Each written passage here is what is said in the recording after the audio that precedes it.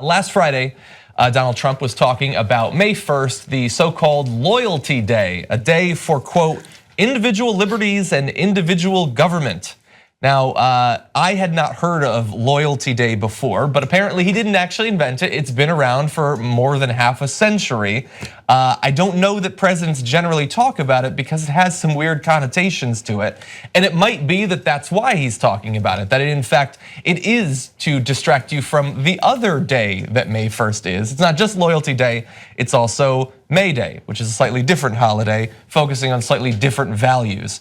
And as we speak right now, in effectively every major city across the country, there are marches and strikes going on. There's a specific day without an immigrant protest going on as well, because this day is supposed to be focused on the labor movement, on workers' rights, and all that that movement has given to us. Now, we could go on for the rest of the show and longer, just in the US context and what the labor movement historically has given to us. We would have had to do a show yesterday were it not for the labor movement. Exactly, and maybe Saturday as well.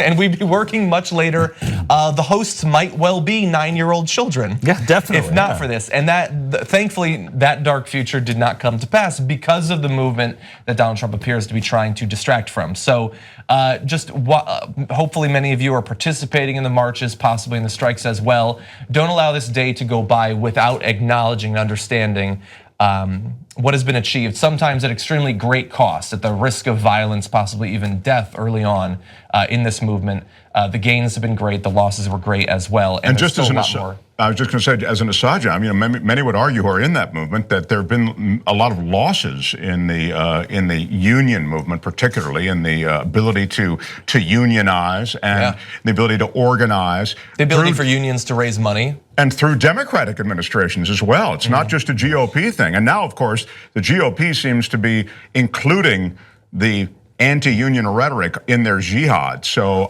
yes and no, because what they've done is they've co-opted a lot of those union workers, and the Trump campaign certainly did that last year. By getting the focus on non-economic issues. Exactly, possibly, and saying that what of the or that's.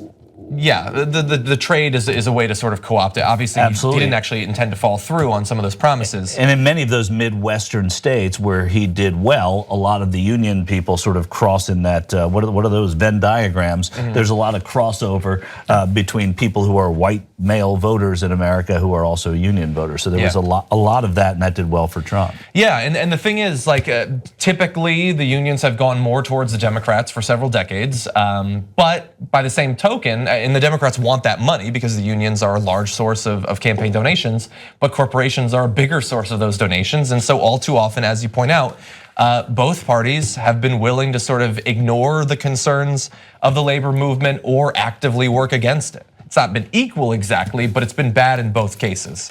And so we can't ignore that as we go forward with the current administration. Corporate media is awesome. Wrong. Independent media is the way to go. Believe me, believe me.